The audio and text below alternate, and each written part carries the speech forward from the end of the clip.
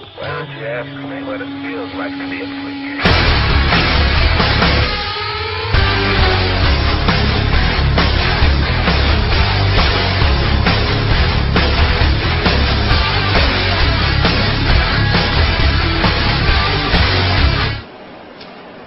Alright, good evening, welcome back.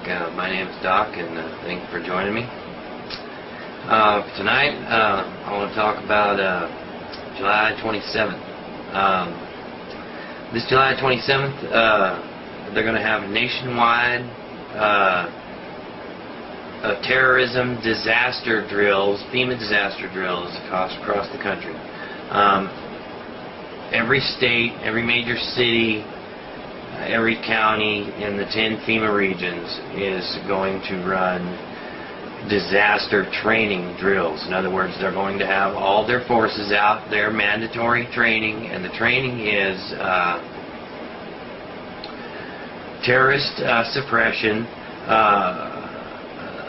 and removal of people from the disaster area to safe areas, and firearm confiscation in the disaster area. But since it's disaster preparedness nationwide, every single FEMA area is going to be a disaster area, and they're supposed to run their own drill like the area that they're in is the disaster area. So that means your area, or your FEMA region, so you need to look up whatever state you're in, right? Find out what region you're in, and then that's where the response is going to be coordinated. Somewhere in that region is going to be a designated terrorist attack, and they're going to have to disarm and move people around, and that's what this exercise is designed to do. Now, let me explain to you why this should terrify you, okay? Because on 9/11, the Pentagon and Northcom was running war games at the time, and those war games were defense from hijackers hijacking planes and crashing them into buildings in the United States, in Washington D.C. particularly, and New York.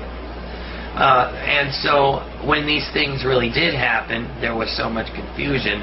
They claim that the confusion is what caused no jets to intercept those planes flying around for an hour or so, which ought to just it should make you want to rip your hair out that people just didn't scream bullshit on that. This country has feared Russian bombers since the 60s. It's been the biggest fear we had, was them flying a plane and dropping a nuclear bomb in. And you want to tell me that a bunch of guys with box cutters flew planes around for an hour and 40 minutes and we couldn't intercept not a one of them? That's off point, but that's just one thing that just tears me up.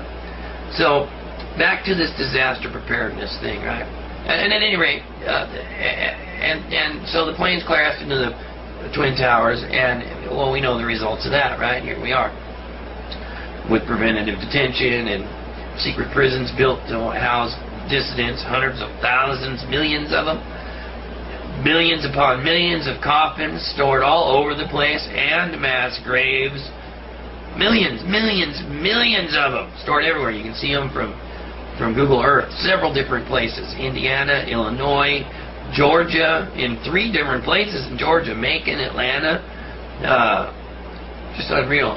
Arizona, 100,000 or 35,000 mass graves that'll hold up to 40 bodies apiece, and of course I've showed you videos with those in it, so you guys know what's up, right? Here's something else too. The London bombings were the same. Their security service was running drills on terrorists exploding bombs in the subway system exactly when they were